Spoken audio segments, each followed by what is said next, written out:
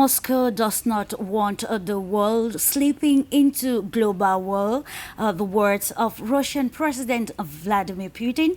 Hello to you, good people of Africa and the world at large. Welcome to yet another edition of the program. It is Global Insight, only on For You Media Africa. Today we want to take a deeper understanding into the historic interview granted by the Russian leadership Vladimir Putin, of course, regarding the Ukrainian crisis.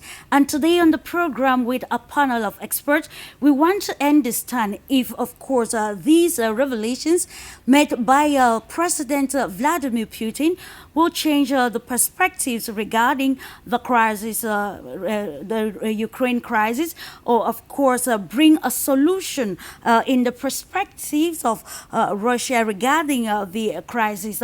It should be noted that since the start of the Russian special military operation in February 2022, the world's attention has been directed to the crisis in Ukraine, trying to comprehend the real stakes. However, misinformation and disinformation in the prevailing times have always blurred the real stakes, especially Russia's stance on the crisis, which dates back to many years ago.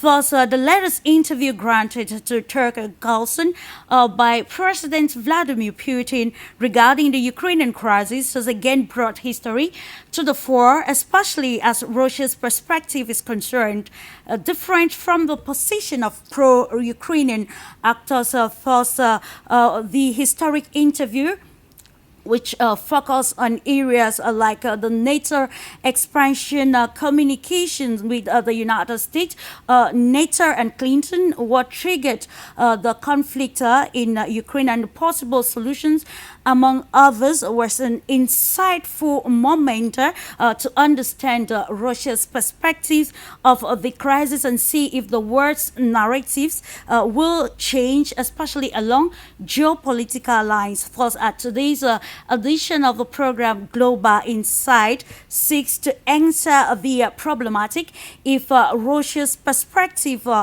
elucidated by the leadership Vladimir Putin during the interview will be the beginning of the end of the flare of or the flare or stalemate in the Ukraine throughout history. It should be noted that Russia has played a significant role on a global stage, serving as a key player in shaping international relations. And of course, that is what we are going to be digging deep into on today's edition of the program. What are the stakes? Will the revolutions made by the Russian leadership actually change perspectives as far as the Ukrainian crisis is concerned, looking at how it will also shape the relationship between the Russian Federation and the African continent with these latest revolutions in the interview that brought to the limelight Russia's perspective from, of course, the mouth of the leadership Vladimir Putin. Will this change even the geopolitical dynamics at the international level? This and more we're going to be answering in the course of the program. Time for us to uncover this panel of experts to give us insightful meaning into our topic for discussion this day. And we start off in the United States of America.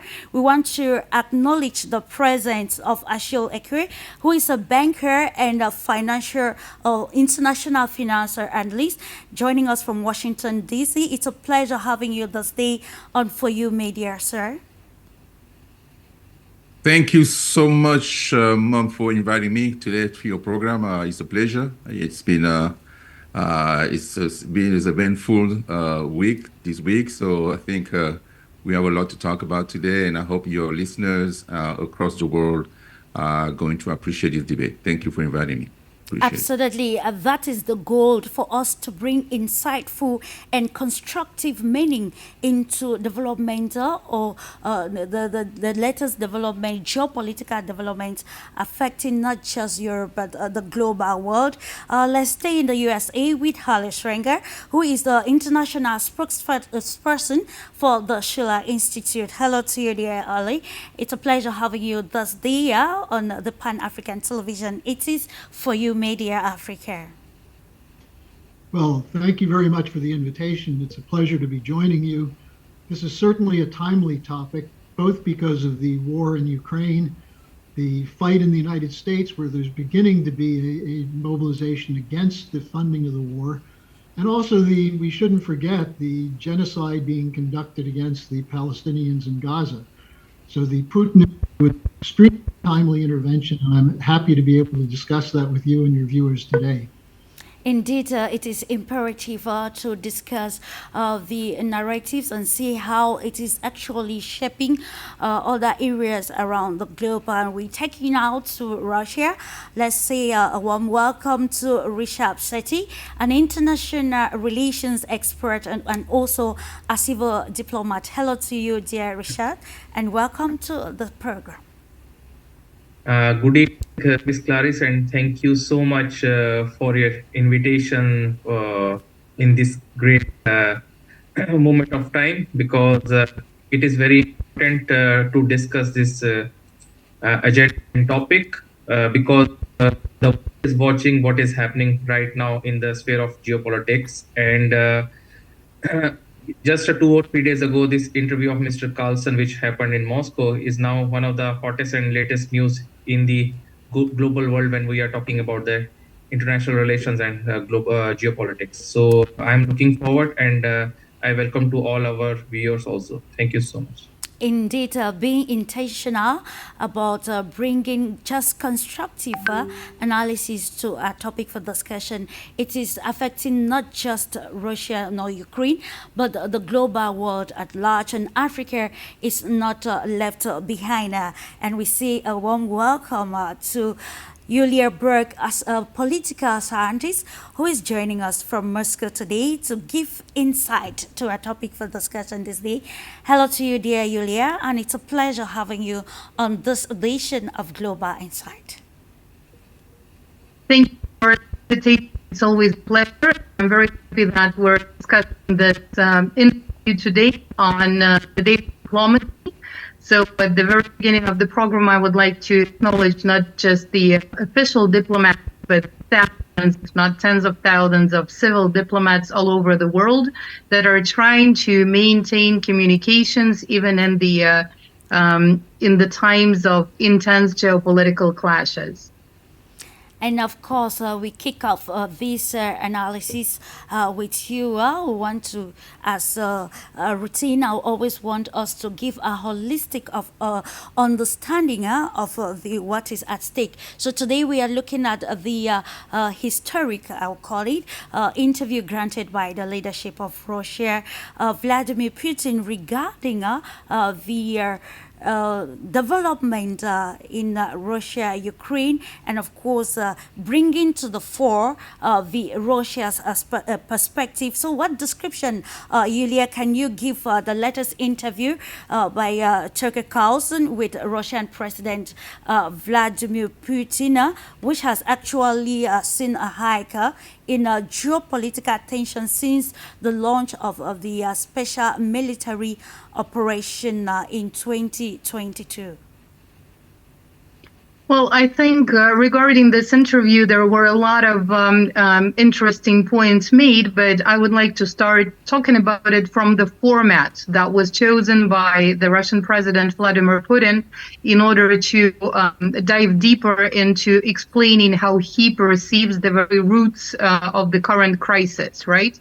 So if you haven't noticed, at the very beginning of the interview, he clarified that the interviewer, Tucker Carlson, if he was a historian, and then he clarified if that was a serious talk or a show.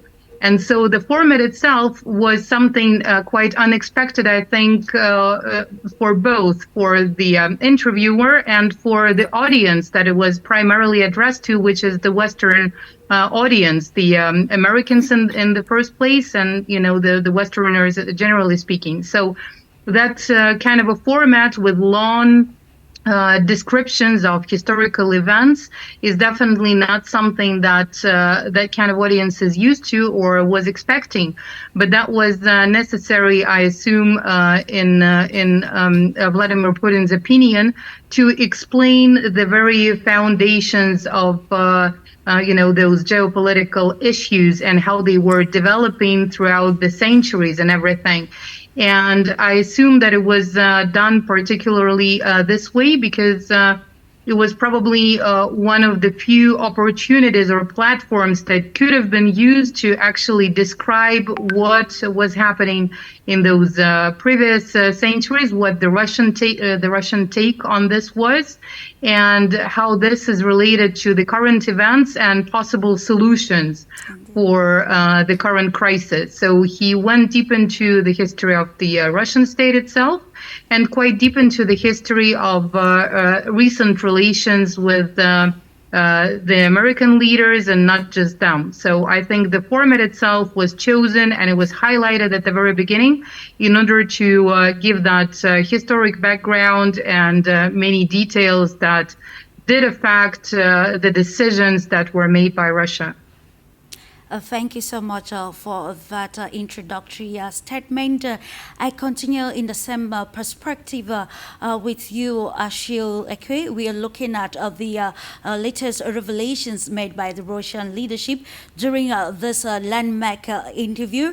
And of course, like I underlined in the preamble already, it's a global issue, meaning that the entire world is actually implicated, even the African continent. So, what's your perspective regarding this landmark interview? Do you think it's, like I said, the beginning of the end to the Ukrainian crisis?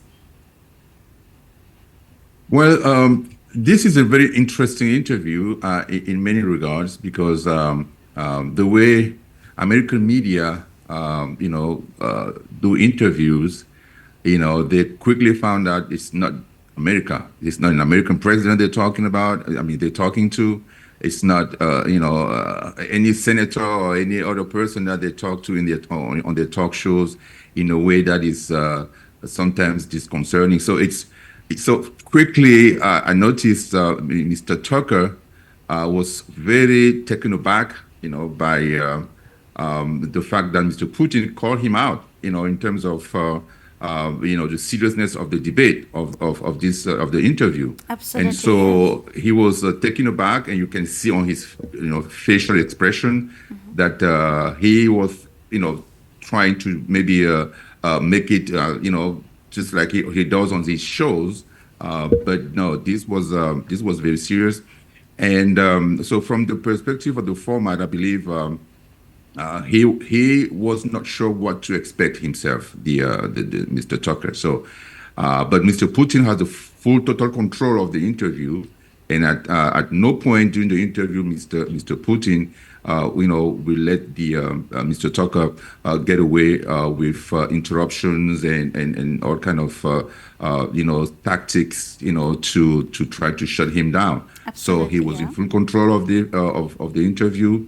And I think that probably frustrated Mr. Tucker. He was lost for words. You could tell. He was watching him. He was lost for words, surprised. He wasn't sure what he got himself into. And so, so that's my take from that interview, from what from what I've watched. And I think this is something that is important for the world to see that. The whole world is not just the U.S., and that's one thing when you come to America. As somebody who migrated from Africa to America, you see so many different things that are happening in this country, and you have the impression that American thinks that this is the whole world. Necessarily, that's because most of the time people don't travel a lot. and they don't go to different places, so they don't meet different cultures, and so they think everything the U.S. is the whole world. Yeah. And so I would say this interview was a key moment in television, in television interviews for journalists to understand that the U.S. is not the only country in the world. There are different cultures, different leaders, different perspectives, and we have to be aware of that and be prepared to meet people who have so different views. Very important, different perspectives, and of course, how can the world in entirety bring the various perspectives together to form a compromise where we can actually reach a solution, of course, advocating for peace to make the world a safe place for mankind. In that regard, coming to you, Harley, we're looking at this interview, and from what Mr. Ike said, you understand that the leadership of Russia was very intentional about this interview with the revelations of what he made, and of course why acknowledging that we remember he said this is not a talk show but actually a serious conversation to show the magnitude of the importance of this interview. So what can you say holistically regarding the issues pointed out by the President Vladimir Putin, especially on the aspect of the beginning of the crisis, and of course the rhetorics behind what we see today as the Ukrainian crisis? Well, let me begin with a couple of statistics which will show you the global significance of this. On any given day in the United States, the three major mainstream media television shows have a total audience of 8.3 million people. Tucker Carlson's interview has 145 million views, which is much, much more than the mainstream media, which is part of a disinformation industrial complex. The mainstream media purpose is to do exactly what Achille was talking about, keep Americans out of the world. The only view they have is that we're the number one, we're the unipolar order. And what Putin showed is that the American media has been lying to the American people, keeping them into the dark as to what the actual cause of the Ukraine situation is, the special military operation. And it's important to note that the American media and the British media, the transatlantic English media, as well as the media in Europe, continues to call the special military operation unprovoked invasion. And what President Putin laid out in a brilliant opening is that if you look over the course of history, and then especially from 1991 to the present, that there was a deliberate provocation of Russia with the eastward expansion of NATO, and that while Putin repeatedly tried to talk about guarantees of mutual security for Ukraine and Russia, this was rejected by what he called his American partners. And so I think by presenting it this way, he gave people something that the American audience and the Western audience rarely has, a view that he's a real person, but he's a thinker, and he's not just speaking off the top of his head, and that he's trying to communicate that he wants peace and that he wants to have a dialogue which has been rejected from the West. So I think that's one of the more important aspects of this. And the fact that so many people saw it is going to have, I hope, an effect of opening up the dialogue in the West, which so far has been completely contained by the censorship policies of the mainstream media. Thank you so much, Harley. We proceed with you, RISHABH. We are looking at these geopolitical tensions, and of course, the focal point is to see if the revelations made by Vladimir Putin will change perspectives or will bring a solution to the crisis. So now, as an international expert, what you'll be answering this question: how have this historical event, which Vladimir Putin highlighted during this landmark interview shaped the country's current approach to global geopolitics? Thank you so much, Ms. Clarice, for your question. So, first of all, I want to just take you back that the interview which happened 2 days ago, what Mr. Carlson have taken the initiative. This was, I would say, was a great initiative from his side, because he came with an aim to go to Russia to show the world the reality. Because, everybody knows that the West is still living in their fakes, in their dreams, with a lot of fake news, which they are spreading to the whole world. And they never want the world to know the reality, the main side of the situation. And when he came to Moscow, he said that I want the world should know the another side also. As we say, coin has always a two. So the West want the world to see only the one side, but the world should also see the another side. And this was his aim. And that is what the reality through his interview came out by the support of Mr. President. And as you have seen that Mr. President Vladimir Putin has given a great interview in which he has initiated from the back history. Because, the maximum people in the world, they don't know what is the reality and what is the history about this situation or about this special operation, would say. So President Putin has given a great knowledge about the history of Russia, that the people should know how this happened, why this happened. Because if you see what he has said, his words in the interview, he has explained year by year that this initiative or this special operation is not the mistake of Russia, because these all territories and all are Russian people. They speak Russian language. Indeed, the culture is the same. The religion is the same. So this is all the propaganda by the West. What they just want the world to hear, the fake news, the negatives, what they want for their advantages. But we cannot live in fakes for a long time. The face of the reality will always come. And that is correct. He said in the beginning also that how the Russian Empire was started, which countries was formed, and how it was destroyed by the agendas of the Western powers, Western countries. Indeed. And now if Russia is fighting for their own rights, for their own people, so that is not wrong thing. That is a correct thing. Thank you. Most importantly, you highlighted some peculiar points which actually are involved in the next question, which is directed to YULIA BERG. During the interview, President Vladimir Putin said, of course, that there is a collective West behind the crisis, actually impeding the steady resolution of the crisis.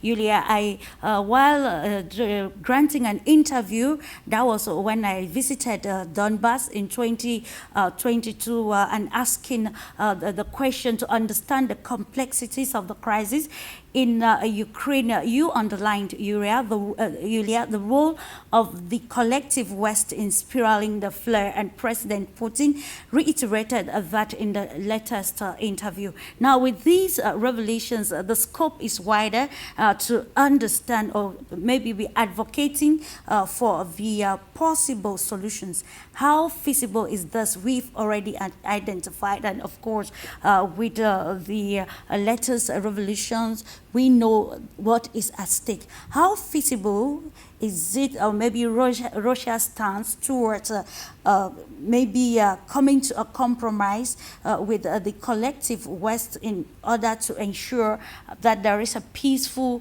resolution of the conflict in Ukraine? It's a very important question you're asking right now, but unfortunately, there is no clear answer to this one, because ever since the beginning of the special military operation, and even before, when it was quite clear that it was unavoidable, some kind of a military confrontation was unavoidable, and the processes launched were irreversible, right? Russia was always open for negotiations. It was always open for discussions. It was suggesting different kinds of formats. And one of those, or some of those points or some of those facts were mentioned by President Putin in the interview as well. Yeah. But then, after, well, a couple of months into the conflict, after the beginning of the special military operation, the negotiations and the peace talks were ongoing. And as we all know, they were forced stopped, probably with quite a significant share of pressure coming from Boris Johnson, from the UK, from the United States. We don't know the exact actors, but we can guess, right? Indeed. So at the moment, the situation is very much complicated because, well, Russia has been open for negotiations. It was suggesting formats. It was suggesting various kinds of solutions to this confrontation.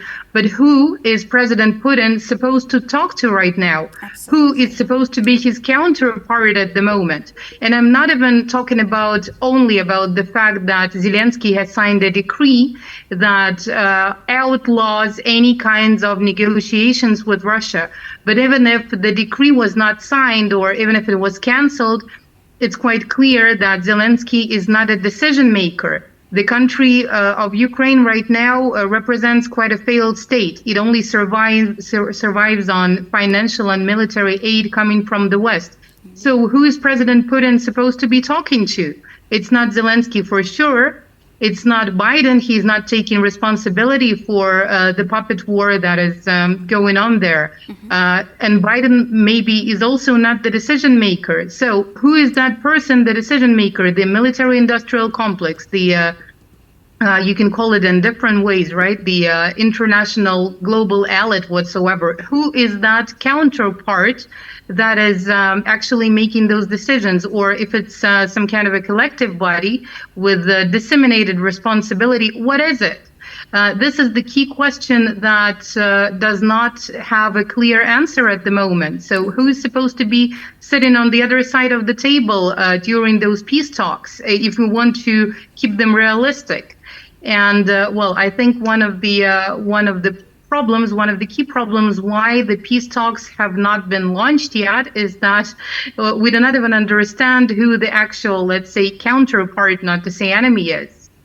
Absolutely, making the whole scenario very problematic. But I think there is actually hope that with these latest happenings, and of course the whole world is conversant with the about the geopolitics, the narratives, or the rhetorics behind all of these. Your answer actually brings us to this question, looking at the objectives of the leadership of Ukraine. To you, ACHILLE, let's look at the objectives of the leadership of Ukraine. In this landmark interview, the Russian President Vladimir Putin underlined that, of course, Russia can never be defeated in Ukraine. And I also understand that out of the interview, he has always been saying that Russia cannot be fighting Ukrainians because Russians are in Ukraine. They consider them as Russians. So fighting the people there is actually fighting your own people. So the question is, the objectives of the leadership of Ukraine, Zelensky, in the crisis, and how his decisions have placed Ukrainians at a crossroad. What analysis can we give regarding the stance of Zelensky? Is he actually independent in the decisions taken regarding the crisis? And of course, do you think this is the right moment for him actually to take a different stance if actually we want to end the stalemate? Well, with regard to Mr. Zelensky, we all know how he came to power, all right? And Mr. Putin mentioned that during his interview, right? So So it all started with a coup d'etat that happened, but around before 2014. 14, yeah. Right. So, and then Mr. Zelensky, with all the events that happened subsequently, Mr. Yanukovych being prevented from taking power after winning the election, they had to go to a third round with an opposition person that was supported by the U.S. And this was this was a coup d'état, because there is no third round, in in the constitution of Ukraine, to allow somebody to be able to be president. So that happened, and that Putin rightfully calls it a coup d'état. And then the gentleman the person who won took over the power, and then few years later, Mr. Yanukovych came back and took over again. But we clearly see that there is a history. There was a plan by the U.S., the CIA, put in place to overthrow that government and put someone who is going to be easily manipulated, by the U.S. To really fulfill the U.S. agenda. And so Mr. Zelensky comes in as a former, I think was a comedian. He comes in with the support of the U.S. He campaigns on the theme that he was going to bring peace to Ukraine. He was going to make sure that there was no more confrontation with Russia, and everybody was very happy about his message, and they overwhelmingly voted him and put him in power. And then as soon as he gets to power, he does the exact contrary of what he promised. And so Putin is trying to figure out, and he mentioned in this interview that he spoke to him. He said, hey, why are you supporting, this kind of policy, this Nazi policy that your father fought against? It doesn't make sense. You are a Jew, and a Jew had, went through this Holocaust that everybody knows about, and your own father fought against those Nazis. Why are you supporting them? And so, he had no response, but it just shows that Mr. Zelensky is not there because of his volition. He is there because he's trying to achieve an agenda, and he has no way to go but to be caught within the walls of the U.S. And the Europeans and his own country and Russia. So he is in between all of these people, all these different groups, and he doesn't know what to say, what to do. And we see what the results are today. So in terms of the leadership in Ukraine, I believe that Mr. Zelensky has shown that he is not capable. And one of the key points that shows really that he's not in control of his country, of Ukraine, was the negotiations. The negotiation that happened in Istanbul. Proud to Mr. Boris Johnson calling him and asking him not to go forward with those negotiations, that they were going to support him and help him win the war against Russia. A normal person who knows his history, who knows what Russia represents, will look at it and say, wait a minute, are you saying that we, Ukraine, are going to be able to win the war against Russia? So that would be sense, that would make sense to think like that. But I don't understand why he automatically, gave up to the pressure from Mr. Johnson, and then today we are where we are today, and Mr. Zelensky really has no control over the situation today.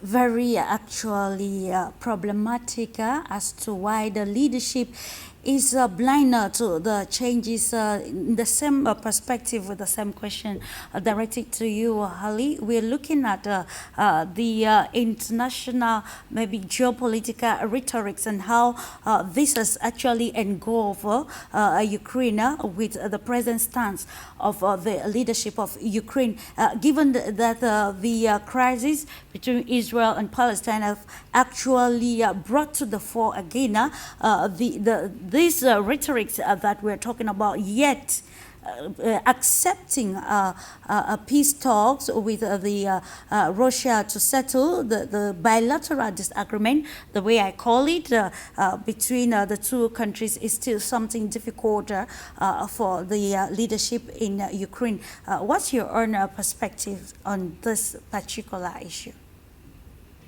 Well, let me go back to something that Yulia brought up about who actually is making policy in the West. And she brought up the idea of the military-industrial complex. We look at it as a military-industrial financial complex. And this was addressed to some extent by President Putin in the interview. If you look at where the anti-Russian narrative comes from, it comes largely from Chatham House, which is British intelligence. And the push for the war has consistently been more so from the United Kingdom than even the United States. But there's a foreign policy establishment in the United States that goes back to Zbigniew Brzezinski and Henry Kissinger. And they've always taken their leadership from the British Empire, which fell apart in the 50s and 60s, but was able to use American and NATO military power to continue a neo-colonial order. So what is the problem with Russia in their mind? It's not that Putin intends to take over Europe. They know that's a lie. They know that Putin had no desire to conquer Ukraine, but they wouldn't discuss anything else. So what was the real issue here? The issue is that the unipolar order is breaking down. The nations of the global south are moving out from under the control of this neo-colonial system. And we see this in terms of the development of the BRICS, the de-dollarization going on worldwide, the need for a new financial system, because the existing financial system doesn't serve anybody's interests. So if you're in control of the system, what do? You go into negotiations with the global south, go into negotiations with China and Russia, or do you try to defeat Russia and China to sustain the power of the unipolar order backed by the military force of the United States and NATO? And I think that's what this war is about. We see the same thing in Gaza.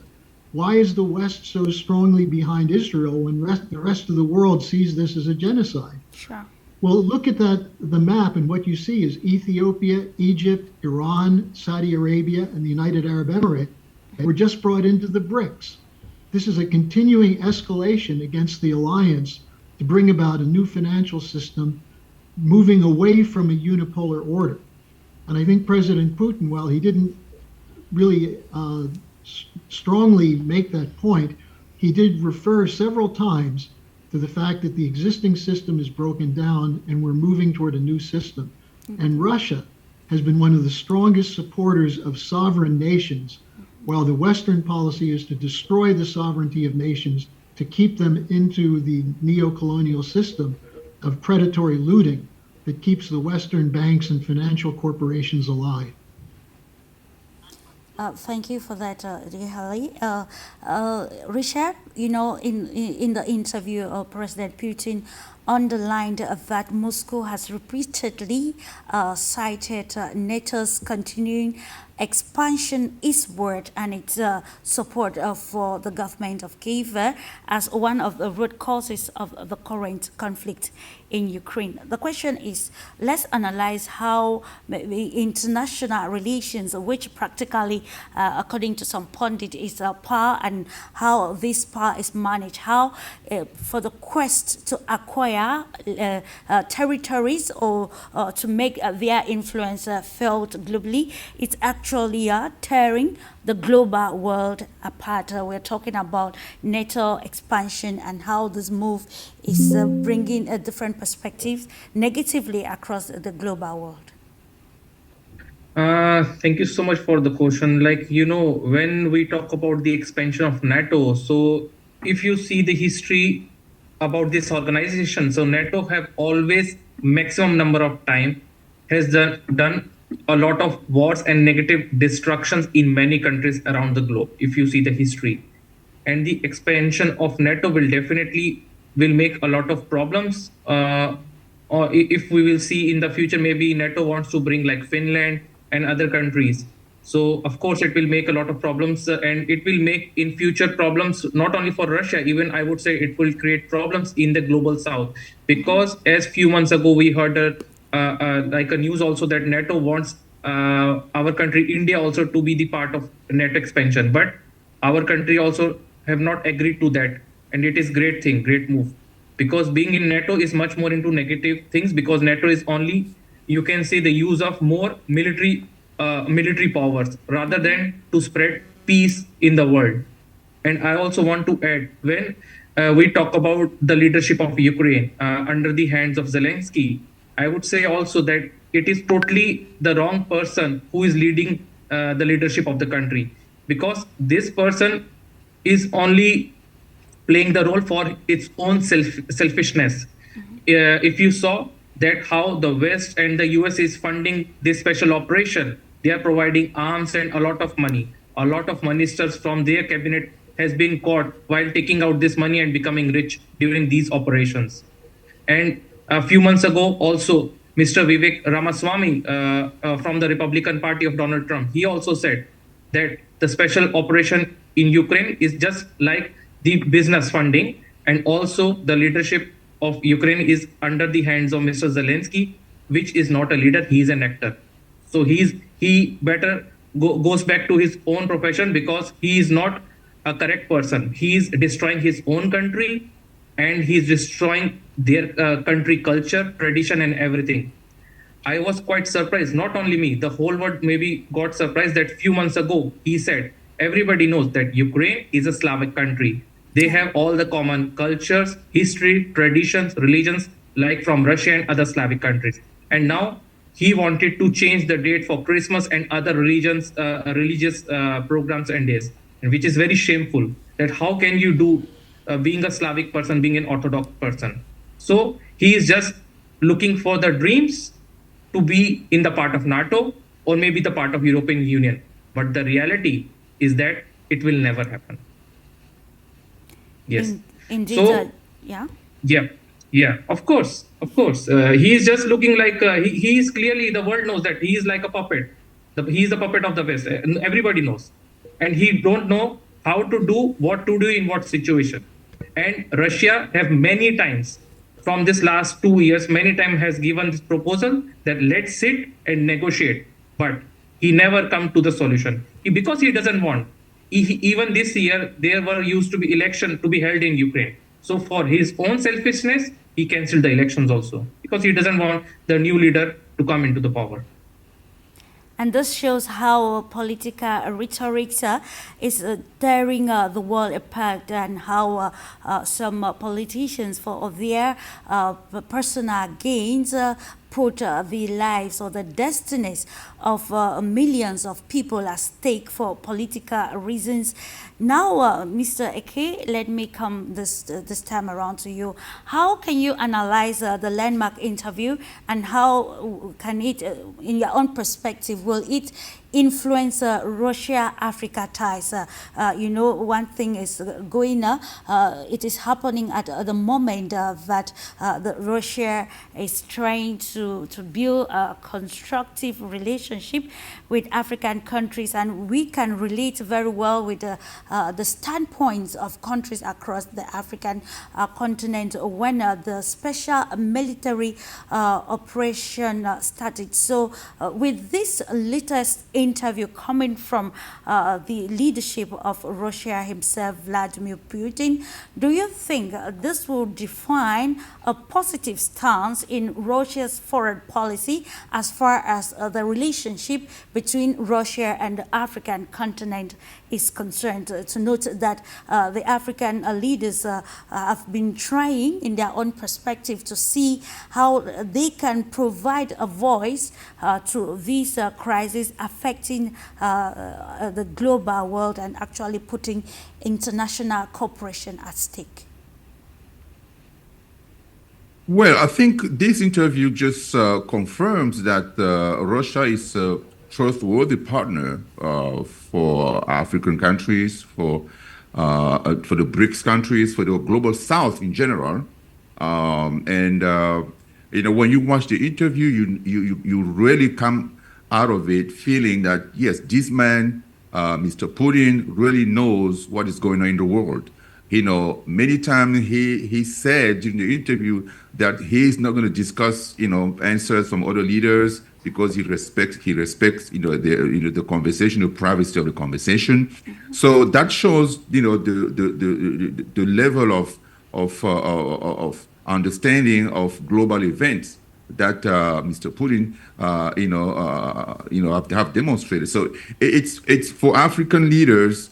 He's someone that we can emulate in a way that when we defend our interests in Africa, we have to defend our interests strongly, and that's one thing that always bothered me is when we go in different ways to like those summits that we have every year. We have summits, U.S. Africa Summit, you have a Russia Africa Summit, you got France Africa Summit, Germany, Italy, Saudi Arabia. I always wondered, why do we have one country hosting 54 countries? I don't understand that. And it just shows that we are not really prepared to play big roles on the world stage. And so for us to be be respected in the world and to have influence in world events, and what I would say what South Africa did, for example, regarding the Gaza Israel war by suing Israel at the ICJ, that was commendable. That was fantastic. I think that shows that, yes, this is the way to go. We are not there just to applaud other people and shut up.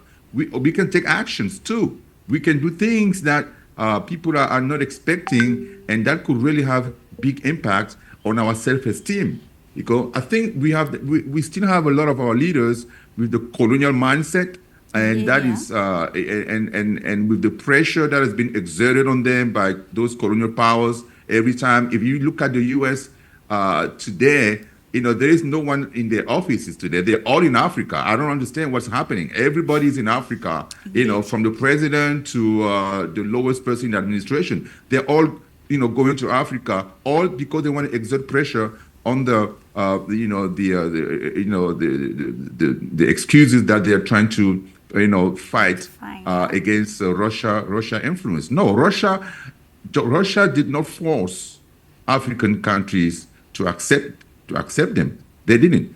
We went to Russia because we were dissatisfied with what we've been getting, especially on the terrorism front, on the war on terrorism front, that so many countries like Mali, those Sahelian countries, have been asking for weapons, have been trying to buy weapons. They have been paying for weapons from the West, and they've never gotten those weapons. They were refused. They were to be given those weapons, and so they turned to Russia. They turned to China, and they got those weapons. And today they want to expand that freedom that they're enjoying, and they decided to even leave the ECOWAS organizations because it's an organization that's been manipulated by the West, and they don't feel comfortable being part of that ECOWAS anymore. So it's one of the things that we have to do as Africans, for us to be respected, to be heard on the global stage, is to really work together, be more organized, and stop going everywhere where anybody calls us and brandishes few dollars to say, hey, we know you're poor, we have few dollars here, you want to come take it, and everybody runs. No, that is not serious. So, so this interview is going to be viewed, I believe, from Africa, from the African perspective, from leaders in Africa, as a way to really have a command of world events, understand how to deal with the world, in different aspects, in different parts, and then be able to express yourself in a way that is really have an impact on other countries and other leaders, so they can really come and then come to your help or come to work with you to reach your goals. That is the strategy we have to put in place. So It's about, thank you. of course, a mutual relationship or a win-win relationship in the same perspective. Russia-Africa ties, taking, of course, the discussions made by the president of Russia with the American journalist Yulia. As they continue with the questions we've been answering regarding the position of Russia in Africa and how this can be made different. Like there's a new wind of change blowing across the continent Africa, and especially along political lines. So we saw the strategic decisions taken already by countries like Mr. EKEU just mentioned. So now, with all of these, how do you think the government of Russia or the Russian Federation can actually define its place in Africa? You see a lot we've been witnessing diplomatic visits in Africa, the U.S. Secretary of State, you see even Italy, Africa Summit and all of such. So now, how can Russia make a difference in terms of defining its foreign policy in Africa? We know the challenges that the African continent is facing at the moment. We have insecurity, of course, poverty, we have leadership lapses, and of course the continent still suffering from some of the policies adopted during the colonial era, like Mr. Eke underlined, the fact that one nation will host like 54 nations, it becomes worrisome, and then you ask, like, how is this going to end? So what difference will the Russian Federation make in line with the Russia-Africa ties, given that the revolutions by Vladimir Putin has brought to the fore Russia's perspective to the Ukrainian crisis, which actually has a global effect on the world? I would like to have you elucidate more on this aspect. Well, in this particular case, it's not even about what difference Russia can make or will make. It's about the difference that Russia has been making. Absolutely. And it has been happening for many decades when it was still the Soviet Union. And it's happening now. There, of course, were many issues that Russia itself was facing in the 90s. And of course, it couldn't keep up with the policies that it used to have. But here, I think we shouldn't be looking at the political declarations or any statements made in the public, but we should trace the facts. And if we trace the facts, we will see that the Soviet Union was investing quite a lot into infrastructure in Africa, and it wasn't trying to extract resources in return, as the colonial powers like France and the UK were or have been doing for many years. So the approach that Russia or the Soviet Union at that point was using was more focused on the educational exchanges. And if you look at it right now, even at the moment, quite a lot of specialists in the energy sector, many of them holding quite top positions in the industry, have been receiving or received education in the Soviet Union or in Russia. And that can be valid for many other areas. But the interesting fact was that it was not focused on the inflow, the migration coming to the Soviet Union, but most of those people getting that education were applying their skills and knowledge in order to make their countries prosper, right?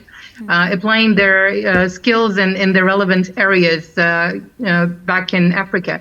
So at the moment, we see a certain renaissance of those relationships. And when I say that even the fact of its not just existence, but also resistance to the colonial powers is setting a great example to many African countries that now understand that they can afford being sovereign, and being really sovereign, not just in terms of the independence that was proclaimed, but that didn't imply economic sovereignty, that didn't imply being able to make own decisions in terms of choosing choosing trade partners and in terms of setting prices for own resources and goods.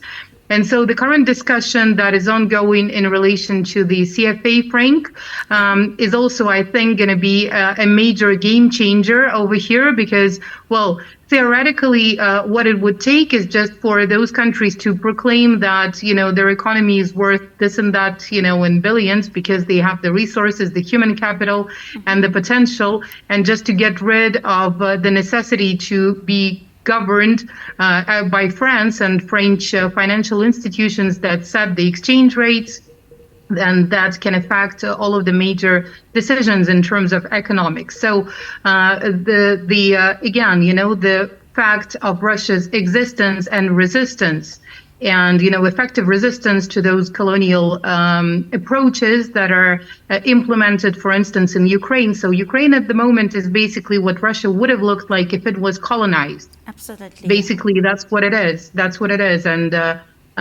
we can see that it sets a really good example. But at the moment, one of the issues is that there is no alternative model that is being suggested. It's being elaborated in discussions, in exchanges during the events that allow different people to gather and you know, just simply mingle, exchange their opinions and see what kind of an approach could be more realistic. So if you look at the facts, once again, Russia at the moment is providing security to some of the countries, or is assisting in counter-terroristic operations, is assisting in maintaining stability, generally speaking. Yeah. It's not trying to extract resources in return. And I think that African countries right now find themselves in a very beneficial situation because they can pick their partners. They can look at Russia, they can look at China, they can look at India, with which many countries, especially of the eastern part of the continent, they have historic ties and quite a significant share of Indian population, right? So they can choose their partners. They can see if it's more beneficial for them to cooperate in a certain area with Chinese investors or, you know, Russian business, and they do not have to pick France or, you know, the UK, the US as their partners because they already know what it feels like. And the dominance of the West has been there for quite enough of years to make conclusions. And those are clear conclusions on how that kind of power is used. And it's not used responsibly as we would want it to see, right? Indeed. So I think an important point here is that Africa is in a very good negotiating position now when it can pick the most effective partners. And number two, if you look at the facts, what, again, Russia has been doing, is doing, and is planning to do, you will see that there is quite a lot of talks on, how the multipolarity can be implemented, what could happen if the colonial rule would fall, how to ensure sovereignty. There is an event, if I'm not mistaken, coming up at the end of the month of February, a big forum that will be dedicated to sovereignty of nations and free nations, again, anti-colonial agenda will be discussed. So we will be looking at the outcomes of that one, and we will be looking at the practical solutions offered over there in order to ensure the mutually beneficial and, what is even more important, mutually respectful approach. A very imperative. Indeed, you talked about sovereignty, and we know that during the landmark interview, President Putin highlighted that the end to this crisis actually depends on Ukraine. And of course, is Ukraine actually a sovereign nation? That is the question that maybe we'll answer subsequently. RISHABH, we've been talking the role of the collective West, and of course, and NATO stance, and you can name the rest. So now, how can international organizations, particularly the United Nations, the European Union, play a more effective role in mediating and facilitating these negotiations between Russia and the West, if Russia has to actually enter into negotiations with the West to solve the bilateral dispute it has with neighboring Ukraine, with this new dispensation or dynamics, what is the practical role of these international organizations? We are talking about the world of multipolarity, trying to see the world engaging at every front for the benefit of mankind. So what is the practical role of these organizations in today's developments? First of all, I want to say the role of these Western organizations, especially the European Union, or when we are talking about US, if you see around already from the last these 2 years, these countries, these blocs will not make Ukraine be ready to do the negotiations, because in reality, they don't want this special operation to be get stopped. Okay, because for them, this is not a special operation. This is like for them is a business. Yeah. And second thing I want to say, when we are talking about the other international organizations or the multipolarity, I want to say, like as our other expert have already said about colonization, if you see the history of Africa, Africa is one of the biggest example for the whole world. How this West has always colonized the whole African different countries of Africa. Why the people of Africa had to suffer in the past a lot of?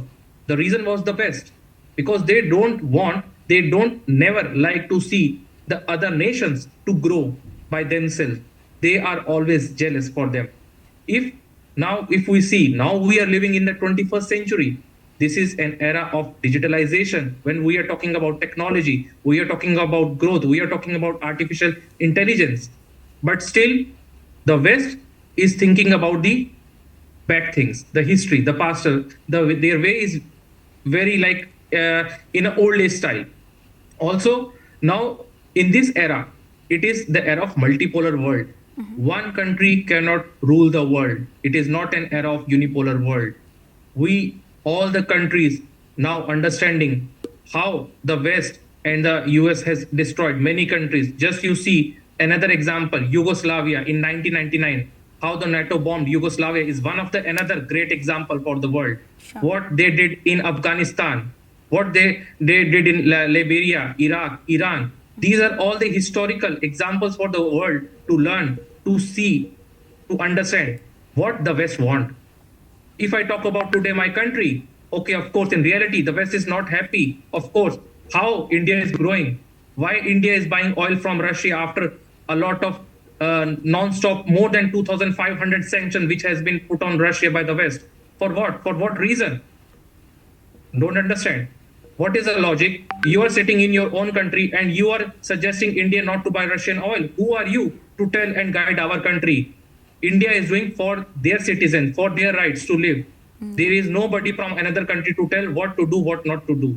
It is the whole right of our countries, our citizens and our leaders, whether to buy oil or not to buy the oil. Because everybody wants business also to do. Everybody is not ready to involve in wars. And India is always on a neutral stance, always promote peace in the world. We are in that phase. If you see, now the global south is the future of the world economy, the growth of world economy. Indeed, yeah. Okay, why the BRICS is growing right now? If you ask why any other country is not interested to join NATO, if you say right now, who wants to join BRICS? More than 25 countries right now are standing at the door to join this BRICS platform. For what reason? Because BRICS is promoting cultural cooperation. BRICS is promoting business cooperation. BRICS never support military powers like NATO. What NATO is doing, if you make comparison, NATO is like only to use military powers to destroy other countries. That's it. And if you compare BRICS, BRICS is helping in growing the GDP, the economy of the country, which is helping in the development of businesses between the countries, to improve the relationship, to make people-to-people diplomacy, ties, exchange programs between the countries. Russia, India, China, South Africa, Brazil are the examples which has shown to the world that how BRICS was initiated by an idea in 2006 and the first summit in 2009 in Yekaterinburg. is the biggest example. In these last more than 15 years, how BRICS has taken a big whole shape in the world. So, of course, now it is not possible anymore in the future for the West to destroy countries like Russia, even if they want to try to come to India to do this way. It is not possible. Thank you. And to attain the objective, it is imperative also to look at the role the media plays in actually bringing to the fore information that will build the world and not mar the global world.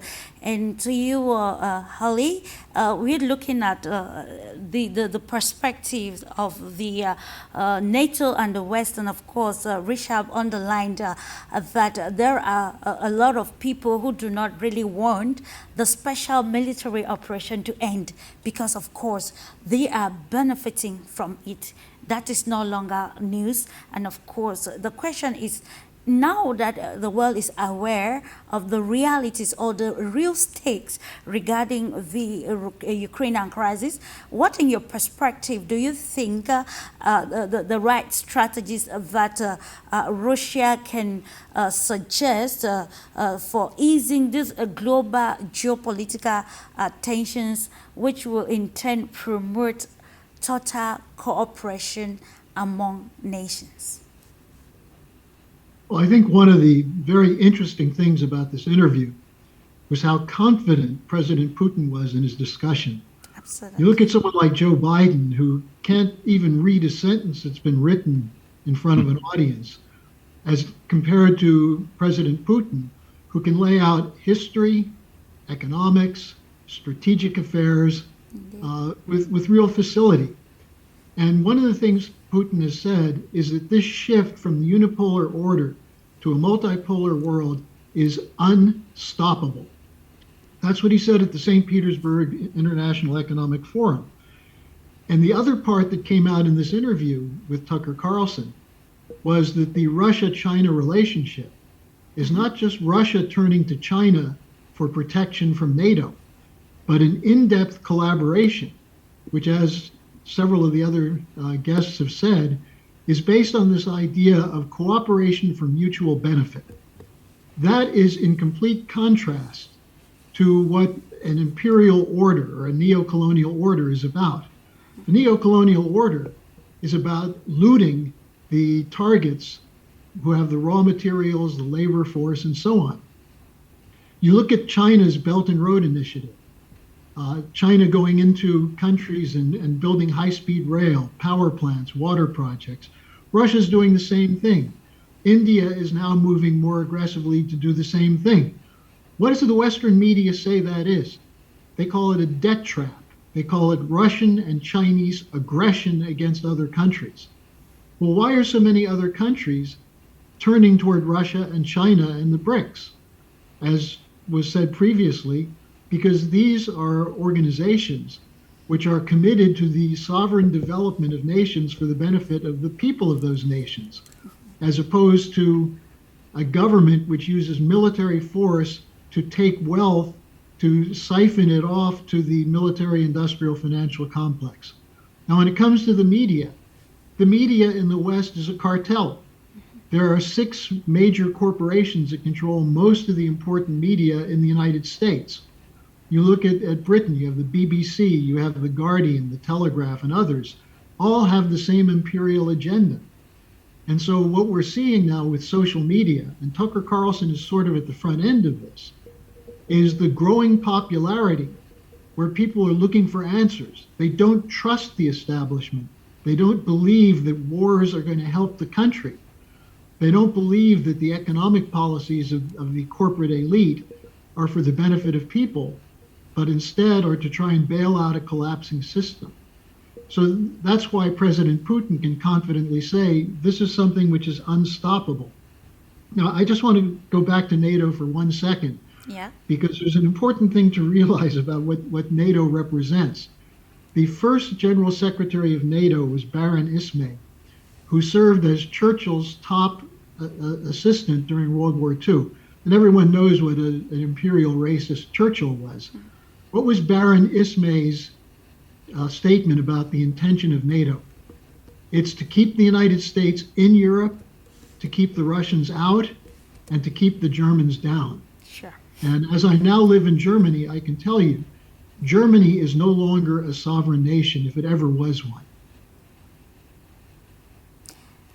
You talked about the media and, of course, highlighting the objectives of NATO. I'm staying with you, Harley. Let's look at if the media will define, or maybe the latest interview will set a new agenda for the media that will help the global world in tackling global issues. You know, it's not only in Ukraine that we're having the crisis. We see in the Eastern Democratic Republic of Congo the genocide that is actually occurring in the very rich but very volatile region as well. So after this interview, are we sure of a new agenda, especially on the part of the media, that will lead us towards a peaceful solution to the conflicts, not just in Ukraine, but in the global world at large, particularly in Africa?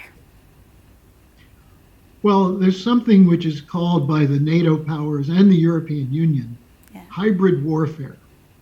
And this is not kinetic warfare, this is not bombs, but it's just as deadly. It's the control of the narrative, and it's the unwillingness to let the actual story come out. Yeah. And why are they afraid of that? Because they're afraid that people are looking for truth, that people have become so numbed by the misery of their lives that for the most part in the West, people are just trying to keep the roof over their head and pay for their food and medical expenses and get by. There's not a great joy in living. But what we're seeing now in the global South is a new spirit, which recalls the spirit of Bandung from the non-aligned nations from the 1950s, which was suppressed by a financial imperial policy, that countries were allowed to be supposedly free but not have real freedom. Just as in the United States, you always hear, well, you have a free press, anyone can say anything. That's not true at all. President Putin has not been given an opportunity to speak to the American people. If they do have his voice at all, they'll have a segment of a sentence, and then they'll interpret it as another lie. And this hybrid warfare is run out of London, but also New York City. And the major media is definitely a part of the military-industrial financial complex. And what they fear is what we're seeing now happening in Europe. I don't know if people in Africa have been hearing about this. I hope you have. There are tractors of farmers rolling through the major cities of Europe in opposition to the European Union anti-growth policy. It's the same thing that the foreign minister of South Africa, Pandor, said when Blinken went to her, to the American Secretary of State, to lecture what South Africa is doing wrong. And she said, don't come here to bully us. We're a sovereign nation. Indeed. People in Europe are starting to realize that Europe is also a victim of the NATO proxy war against Russia. Mm-hmm. So I think that's why President Putin can confidently say this system is coming to an end. The question is, can we bring it to a peaceful conclusion, or will it be inter-imperial warfare and possibly nuclear war? And that's the issue. And I think that's why President Putin took the time to talk about this in such depth with Tucker Carlson. Indeed. Of course, a peaceful resolution is actually what is being advocated for. Mr. Eke, we are looking at this development, bringing it the geopolitical perspectives to it. So the question I will be directing to you is how, in your opinion, can international alliances and maybe collaborations, how can the international alliances collaborate to contribute to mitigating of global geopolitical tensions from the revolutions made by President Vladimir Putin? And of course, Harley just highlighted of the developments happening across Europe, how people are becoming conversant of the hidden agendas behind NATO and other organizations that actually they're working for their own interest and not for the interest of sovereign nations. So how can these international alliances, in your perspective, cooperate to mitigate the global geopolitical tensions from the revolutions of President Vladimir Putin? Well, I think BRICS is in many ways a formidable alliance, a formidable organization that the whole world needed or needs today to really, give us hope, because the current course of action, led by the U.S. and Europe, is really destroying the whole world. It's destroying humanity. They are using every tool available in their toolbox to really destroy civilization, destroy the humanity in general. It's always bombing. Every issue everywhere has to be solved with war. Okay, so people are tired of wars. How many wars have the U.S. Initiated since inception in 92 or whatever time frame? It's crazy. So why are we fighting all these wars? And the consequences on the U.S. it's becoming unbearable. They are becoming unbearable because look at the U.S. debt. The U.S. debt is about 33 trillion, okay? Yeah. And it's growing. And so where is the U.S. going with this? This is a recipe for disaster. And Mr. Putin mentioned that during his interview.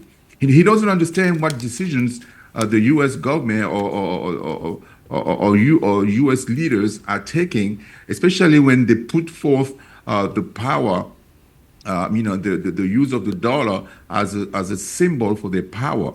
Mm-hmm. He mentioned that using the dollar as a tool for foreign policy struggle is one of the big political mistakes of the United States. And what's happening today is, the BRICS alliance have decided that they are going to start trading using their own local currencies. And it's not about creating a different currency that everybody's going to be used as a dollar. No, they're trading in their own currency. They don't have to create another currency, and they're looking forward to figure out how to mitigate the impact of different transaction fees and things like that, currency conversions, on trade between those BRICS countries. And I believe the Russian finance minister came up with creating some kind of stable coin to be able to solve that issue. And as Russia is leading BRICS this year, they're probably going to come up with some more proposal to the BRICS countries to be able to figure out how to trade with their own currencies without suffering from those transaction fees and currency exchanges fees that could really add up in the long run. So so it's really it's unbelievable that the U.S. is putting itself in this position today. And when I listened to Mr. Putin talking about that specific subject, I was really pained. I was really hurt when he was talking about what are you doing? He was talking to Mr. Carlson. What are you doing? Why are you shooting yourself in the foot? It doesn't make sense. It's stupid. It doesn't make sense. And all this because we only have one policy, which is if you don't listen to us, we're going to destroy you. If you don't do what we want, we're going to bomb you out of your mind. So it's all about bombing, killing. When there are ways for us to cooperate, to work together, and there is enough on this world, on this earth for all of us. There is enough. We just have to get together and agree and share that wealth that God gave us, so everybody can have a piece of it without having to kill others. It's really because of greed. And this is where capitalism, has a problem today, because nobody really likes to be in a situation where, it's all about greed, greed, greed. We have companies today that are more powerful than the continent. Like you look at Apple, you look at Microsoft. Those are $3 trillion companies. It's insane. It's like, what are we going with all that money? What are we doing with all that stuff? In the meantime, people are suffering from poverty all across Africa, all across Asia, all across South America and other places. Yeah. So it's time for us to stop with that madness and come together and figure out how to work together to solve world issues. That's the way I see it. Thank you. Indeed, stopping the injustices around the global world, and of course make the world safe for mankind. YULIA BERG, we have listened to the analysis brought forth by you and the other guest in the house this day. So the question is, how can efforts to address the Ukrainian crisis be separated from broader geopolitical tensions between Russia and the West? So what strategies can be employed to prevent maybe the further escalation of conflict in neighboring regions? Do you think Russia is supposed to be discussing the resolution of the crisis with the West instead of neighboring Ukraine? Well, it is important to understand that any war always ends with peace deal of some way and peace negotiations. So that is also inevitable. The key question is how many lives will be lost or broken, and how many destinies will be broken, how many people and their families would be suffering the after effects of the trauma they're going through, right? Sure. But it's inevitable that there would be peace talks and some kind of a peace deal. And one of the key threats that I'm seeing at the moment is that, let's look at the current situation as it is right now, right? So there was an attempt to pull Russia into a conflict that would be exhausting its potential, that would be testing its resilience, that would be testing its mobilization potential. And I'm not talking about the military aspect, but about the economy, the resilience of the society itself, et cetera, et cetera. So one of the key goals was to weaken Russia, and the attempts to weaken Russia were made through several packages of sanctions that didn't really work. And so 2 years after the beginning of the special military operation and the conflict itself, it's clear that Russia cannot be excluded from the system of international trade and relationships and business. Just like water, it would always find ways, but the transaction costs have just become bigger. So on the one hand, it allows some to benefit from this situation, midwifing the processes between Russia and the so-called unfriendly countries that are still doing business with Russia. And on the other hand, it's become clear that Russia cannot be excluded from the system of geopolitical checks and balances. Absolutely, and when we see other conflicts arising, would it be in Africa, in Middle East, or in some other countries, Russia also plays one of the key roles in settlement of those. So this cannot be avoided. And I think that some of the leaders that were thinking that it is possible to just exclude Russia are now coming to the conclusion that it's not. So what's important to understand is that even if those leaders now came to realize that Russia cannot lose in this conflict, and it's just like President Putin said, just by definition, it's quite impossible for Russia to lose in this conflict. So to come to those peace talks, not losing their face, is quite a challenging task for the counterparts of the Russian Federation. Sure. And so one of the key threats at the moment is that they would need some kind of an escalation either at that very front line related to Ukraine in some way, or they would need some kind of a distraction that would imply another conflict in some other part of the world, which would just make Ukraine and Ukrainian agenda disappear from the list of the topical issues. And we could already see it happening to a certain extent with the Israeli-Palestinian conflict that basically took quite a lot of the attention of both the leaders and the audience, and the media, of course, has quickly switched to covering that one. So one of the key threats, I assume, is that for the West not to lose its face, they would come up with some kind of an escalation or fueling some other conflict in some other part of the world, or they would need some kind of an escalation after which they would say that it's necessary to restart the peace talks. Because you could see that the Russian approach in this military conflict, and it's on the one hand, yes, you do have active battles going on, but on the other hand, you cannot call it a full-scale war. Absolutely. Because Russia has been using the approach that was aimed at saving people's lives and infrastructure and everything else. So it's not the typical Western attempts to destroy everything, including civilians, infrastructure, historical, heritage, cultural heritage, and just move on, like it happened in Syria, like it happened with their proxies, like it happened in Libya, like it happened in many countries. So Russia is trying to preserve lives of the people, infrastructure, and everything else, because it's just a more strategic approach that is focused on coexistence or mutually beneficial system of relationships, generally speaking.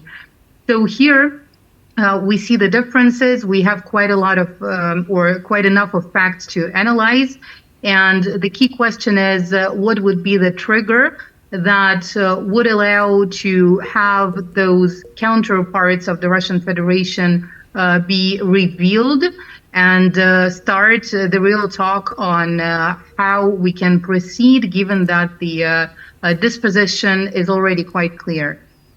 And that question, actually, I would love you to answer, dear RISHABH. In international relations, of course, there's the aspect of conflict resolutions, and I think the lessons from past conflict and peace building initiatives can be applied in the situation in Ukraine, if actually the other actors behind the crisis are actually brought to the fore. Thank you so much. So when we will are talking about the resolution, what can be the best resolution to stop this war, or we call like the special operation? The first and the main thing is that the West and the US should immediately need to stop the supply of these weapons and money what they are pumping indirectly into Ukraine, because they don't want this to get stopped. So this immediately need to be done. And secondly, the Ukraine, their leader should sit on the table, as Russia has already many times invited them to sit and come to the conclusions, because they need to understand they should respect the rule and protocol of diplomacy. Okay, and they should respect the citizens of these regions who are getting died every day. Many people are getting died in these special military operations, because if they are thinking, the leader of Ukraine and the West is thinking still about these new regions, new territories of Russia and about Crimea. So sorry, it's their big mistake, or it's just their dreams, because this is an integral part of Russia and the Crimea and all these 4 new regions, and they need to sit and discuss and stop this war immediately, because now many people have already lost lives from many families. Now it's time to develop the infrastructure. Already, if you see from the last more than 1 year, Russia is helping to develop new infrastructure in all those new territories. But continuously, with the support of the West, they are sending drones and again destroying the new infrastructure in these new territories. Yes. Even these drones they are sending into the territory of Russia in different cities, neighboring cities also. So, which is not a correct thing. And also, as Russia is always helping the people with a strong humanitarian support, humanitarian aid. But what is happening from the side of Ukrainian? What they are doing and what they are getting? Nothing. Just arms. That's it. Just money. That's it. There is no humanitarian support, no aid from their side. So Russia is doing their best possible to help the citizens to live and to have a better, peaceful in the future life. So I want to say, for the resolution only, the only way is to stop pumping these weapons and money, and to sit on a table, maintain the protocol of diplomacy, and talk and come to the resolution to stop this war. Indeed, come to the resolution. Let me stay with you, RISHABH. You made mention about the fact that the Russian Federation is actually reconstructing the areas affected by the crisis. Of course, I was privileged enough to visit Donbass and had to engage with the population during the process of gathering information. I was meant to understand that since the collapse of the Soviet Union, these regions, Donetsk and others, have been actually isolated, and you can see from the level of development. But then I actually saw buildings that are put in place by the Russian Federation in the reconstruction process, bringing a new phase to the city. I can take, for example, the city of Mariupol and of all the infrastructure work that's ongoing in this area. So with this in mind, how can we convince, of course, the other actors or stakeholders to ensure, to see the position or the perspective of Russia as already a solution towards the crisis rocking Ukraine? When we are talking about the infrastructure development in these areas, like as you said, Mariupol, Donetsk, and Zaporozhye and other Lugansk, in these new territories of Russia, first of all, I would say that great thanks to the President Putin because of his strong initiative, and also thanks to the Russian people, the citizens of Russia, that from the last 2 years, in such a hard situation, all of them are united. And when we say you are more strong when you are united, okay, so they are united and they know and they believe in their leader. He is the president for the country from the last 24 years. He is the person with the most experienced thing. He knows what to do, what is correct and what is not correct. Okay, so he is doing the best possible investment in these regions for the development of all infrastructure. Already so many new hospitals, schools, living complexes has been already been constructed in this area, because his aim that the citizen of my country should live a better and a peaceful life. But again and again, from the Ukrainian side, drones are coming, missiles are coming, and again destroying this new infrastructure, which is not correct. So if you see who is the resource, who is responsible, from where it is all coming, because Ukraine as a country, everybody knows the reality, they don't have such resources, they don't have such capabilities. Everybody knows.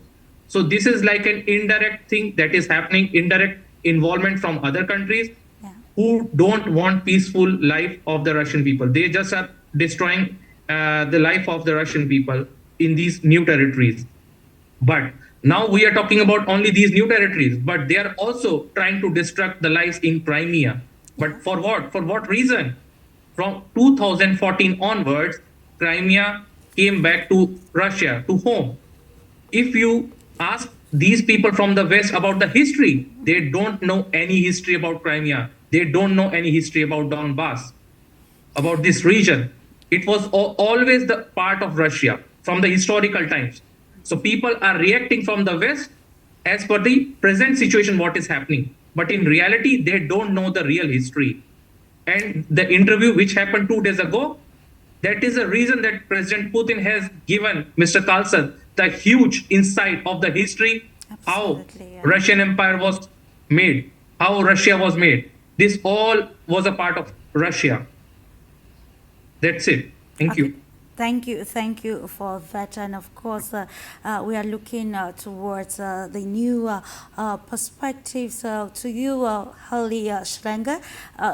We cannot talk about bringing a solution to the global crisis without mentioning the role of the civil society, the non-governmental organizations, and even grassroots or movement, the role they play in fostering dialogue, understanding, and cooperation between the people of Russia and Ukraine, and of course the Western countries affected by the conflict. Before you answer this question, I just want to mention again that they always say that journalism is on the field, and during the last elections conducted in the liberated regions, when you interviewed the population, you saw them crying for the fact that they want to be reunited with their own.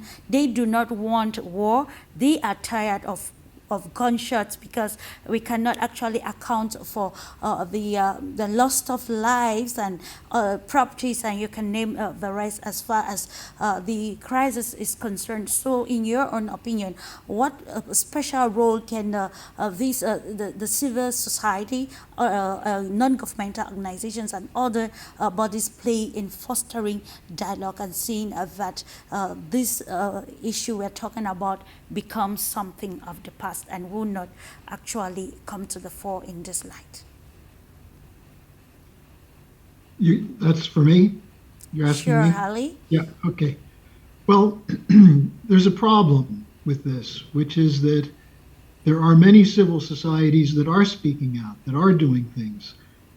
We see that in terms of growing sentiment in Europe and the United States against these wars, because these wars are not providing security for people in the West. They're not providing economic benefit except for the corporate cartels. And so more and more people are speaking out. I would say the solution is that we take the message from President Putin and let it speak to as many people as possible, to try and win people over to realize that they've been manipulated by the narrative coming through the mainstream media. The one thing about the West, which is a kind of arrogance, especially arrogance toward the global South, is the idea that the West is somehow superior. It's a form of racism. And this is part of the imperial tradition. But what happens when people from the global South start showing the capacity to not only build new infrastructure, but leapfrog over existing technologies while the technologies in Europe and the United States are collapsing? The infrastructure in the West is undergoing a terrible degradation, while China has 25,000 kilometers of high-speed rail. So I think what's necessary is to get civil society on the same page with what President Putin was suggesting about the end of the unipolar order.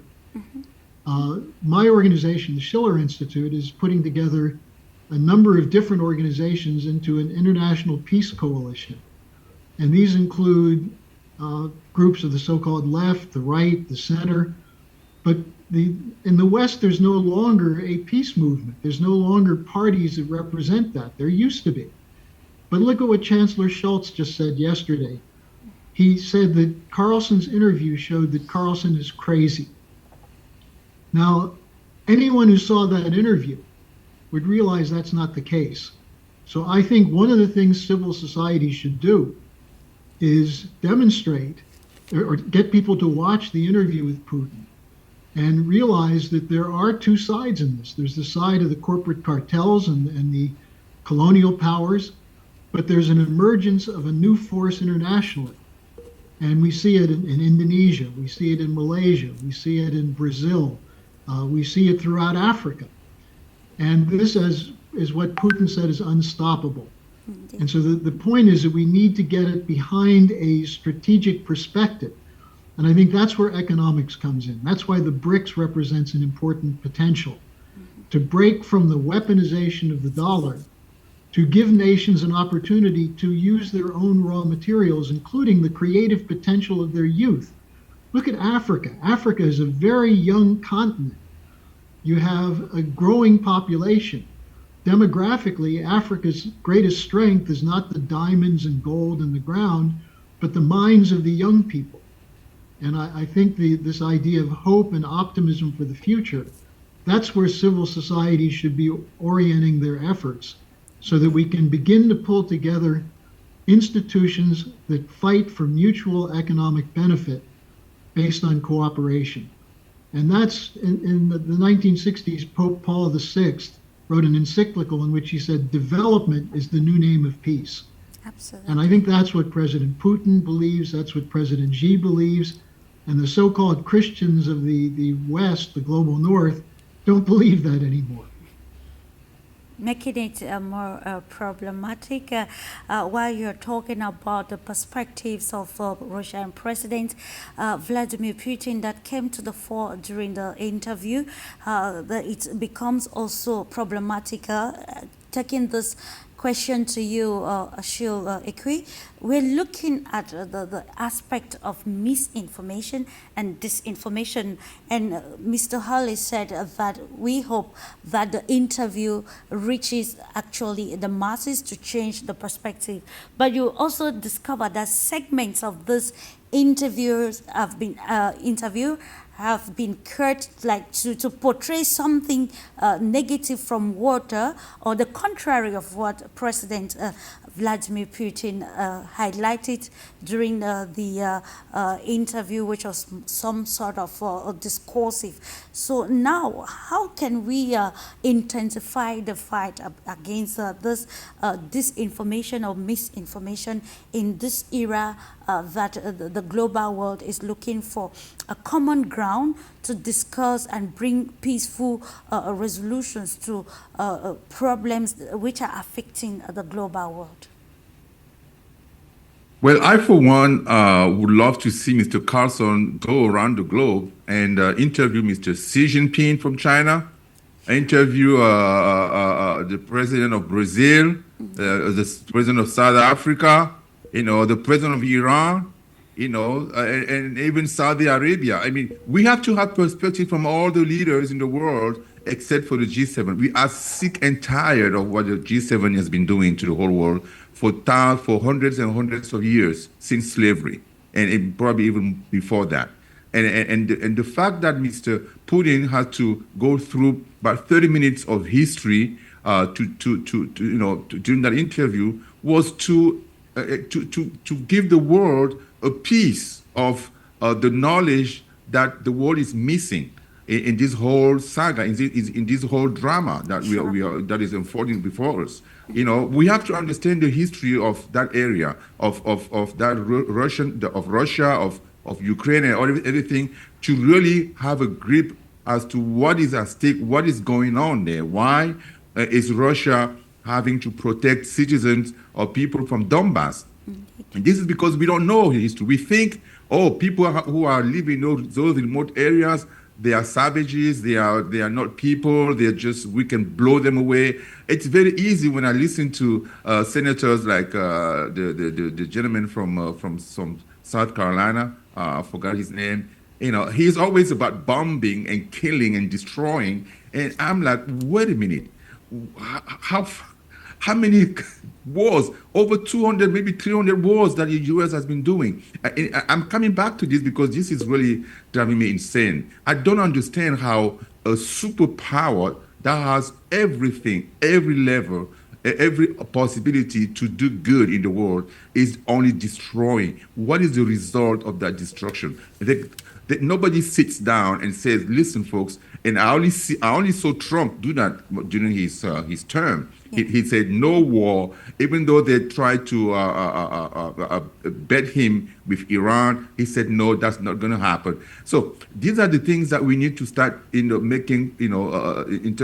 Our civil societies in the U.S. and across the world. We have to start finding those things. That's why I want Mr. Tucker Carlson to go around China, asking the president of China, what his perspectives are, what his history, from a historical standpoint, so he can teach the world.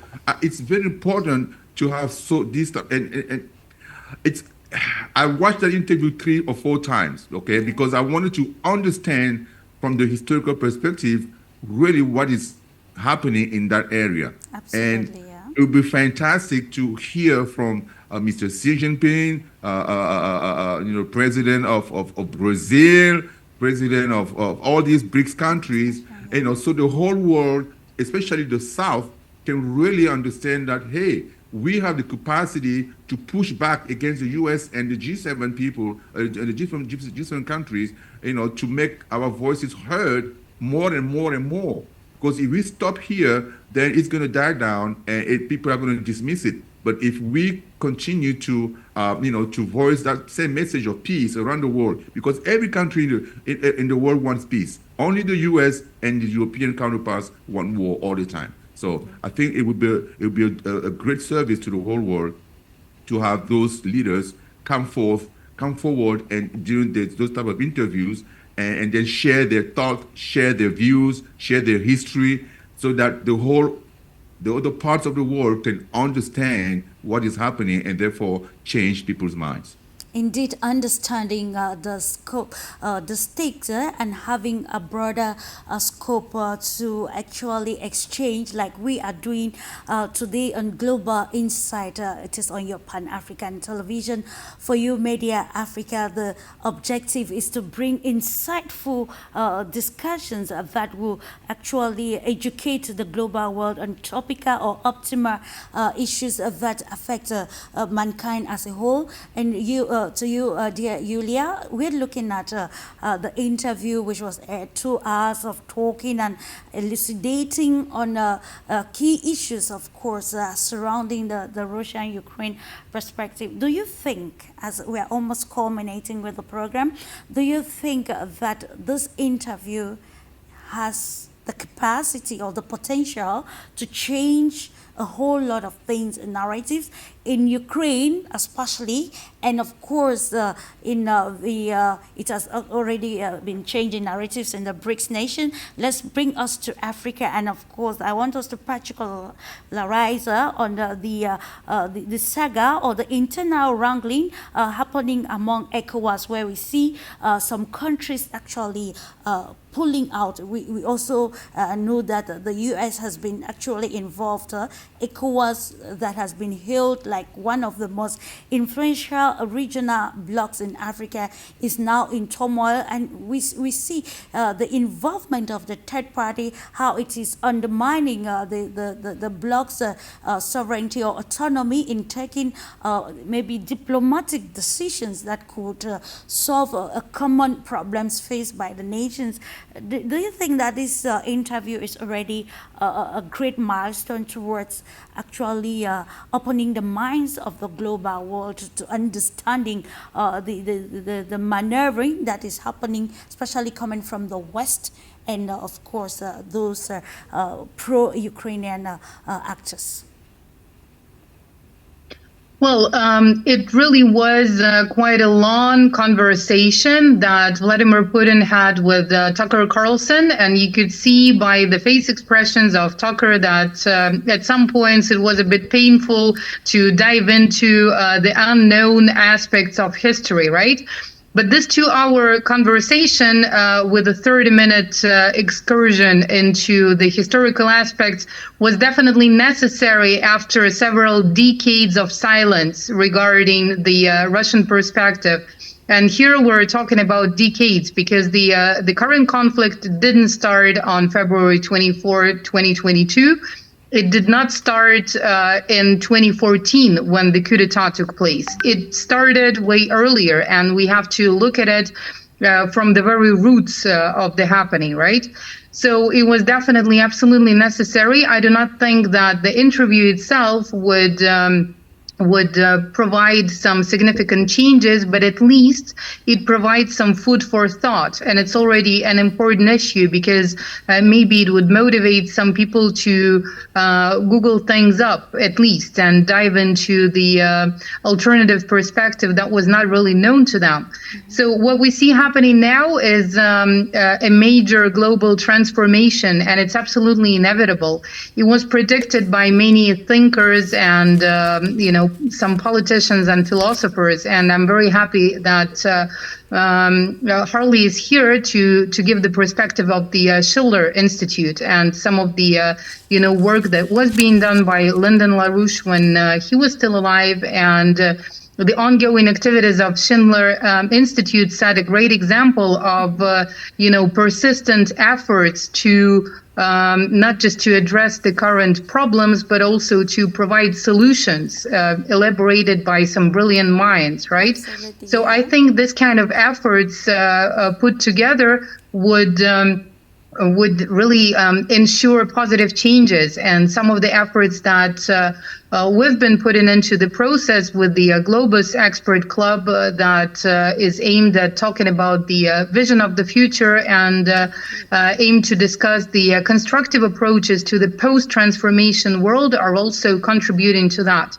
So we see now how the mainstream media is losing credibility, and I think they have lost quite a lot of points during the pandemic when it was revealed to the public that they were basically being fooled and they were, forced, in many cases forced, to do what didn't make any rational sense, right? Or didn't make as much rational sense as they said it was, including vaccination and everything else. So, the mainstream media is losing credibility because of the biased way they cover the events is becoming more and more obvious. And the future definitely belongs to the new approaches also in IT, in social media, when the truth and lies can be distinguished in a better way, just because, some of it doesn't make any sense. And I mean, the more sophisticated lies are being presented, the easier it is to reveal them, I assume, because when you speak the truth, you don't need to be sophisticated about it.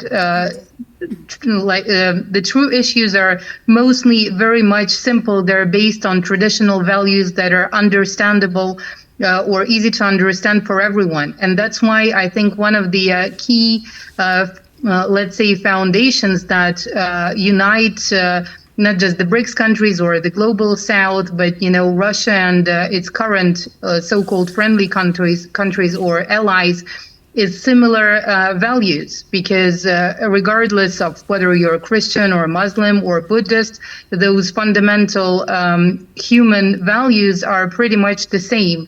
And if you look at that, and if you try to pursue constructive agenda aimed to preservation of life, generally speaking, and development, it's one thing. But when you target at immediate profits, destruction, and when you target at destroying the very foundations of human societies, like, the family institute, family values, and when you start coming up with sophisticated perversions, they will not stop being perversions, even if they're sophisticated and well wrapped up. So the truth is easy to see, and I think the future belongs to people-to-people interactions. More of horizontal ties would be taking place, just like it's happening within BRICS, that doesn't have its own bureaucracy, but it's just, let's say, an umbrella brand that allows various kinds of cooperation projects to appear. Would it be business? Would it be non-governmental organizations or initiative groups?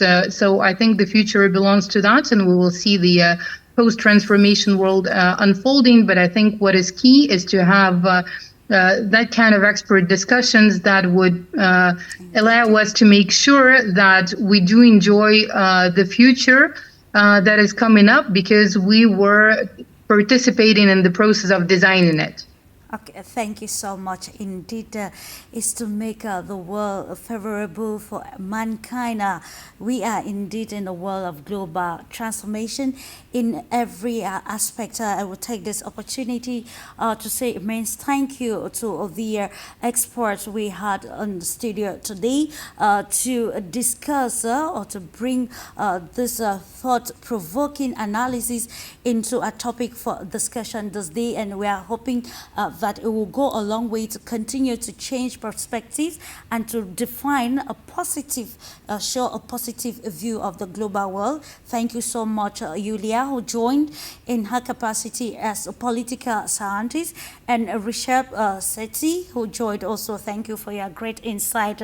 He's an international expert, also a civil diplomat, ACHILLE, a banker for international finance analyst. Thank you for your own analysis. And finally, HARLEY, the spokesperson of the SCHILLER Institute. It was all pleasure with you, and I want to thank you for your time, giving your time to elucidate and bring a constructive and insightful analysis into the topic that we discussed today, pertaining the landmark interview that the Russian President Vladimir Putin granted to the American journalists. It is always a pleasure, and I want to thank you immensely, ladies and gentlemen, for trusting the Pan-African Television for You Media. Remember, it's another view of the world, and we are indeed in a world of global transformation. I will see you some other time. Thank you. Thank you so much. Thank you.